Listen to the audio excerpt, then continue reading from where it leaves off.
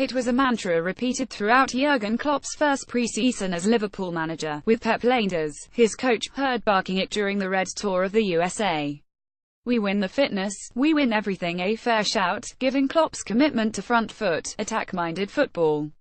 The heavy metal football tag may be overplayed, but there's no doubt that the German style asks a lot of players, both mentally and physically. When it clicks, it can be devastating. We saw that last season, particularly during the opening months.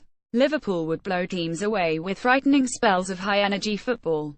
This season has been a little different, the Reds taking a little longer to get into their stride after a full pre-season. 2 months in, they are struggling to grind teams down over 90 minutes.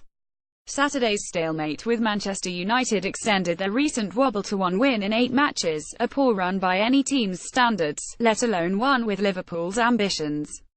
It also continued one of the themes of the season. So far this season, the latest they have scored was in the 77th minute, Daniel Sturridge's 4th goal against Arsenal.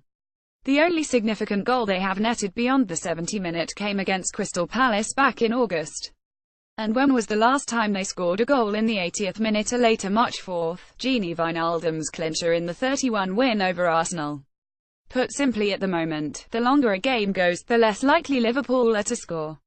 Unless it's against Arsenal. A fitness issue, a matter of belief, a nod to a lack of genuine, game-changing quality in reserve. How about a mixture of all three? Add to that concerns over how long Klopp takes to make changes. His first came after 78 minutes at the weekend, and whatever it is, Liverpool could do with sorting it.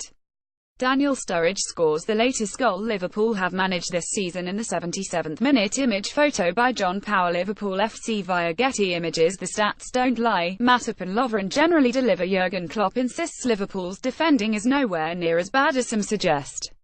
And whatever your thoughts on that, it is hard to argue with the record of Joe Matip and Dejan Lovren as a centre-half pairing. In 22 Premier League games those two have started together, Liverpool have won 12 and drawn 9, losing just once. Goals conceded in that time 18. They were impressive again on Saturday, Lovren getting the better of Romelu Lukaku, and Matip able to show his ball-playing capabilities alongside him. Lukaku, in particular, seems to find Lovren a tough customer. The Belgian striker had fewer touches than Simon Mignolet or David De Gea, and only touched the ball for the first time in the 17th-minute. His last Anfield goal came in 2013, when he was playing for West Brom. The stats keep coming. Jesse Lingard, 26, completed more sprints in his 27 minutes on the pitch than Lukaku, 25, did in his 90, while only Matip and Phil Jones, centre-backs, covered less ground than the £75 million man out of those who started the game.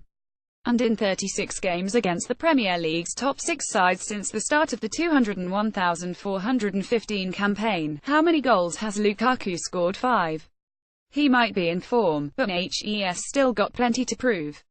And he didn't do it at Anfield. How Alberto Moreno went from the fringes to the first team at Liverpool. Joe Matip and co-handled Romelu Lukaku admirably. Image Matthew Petersman.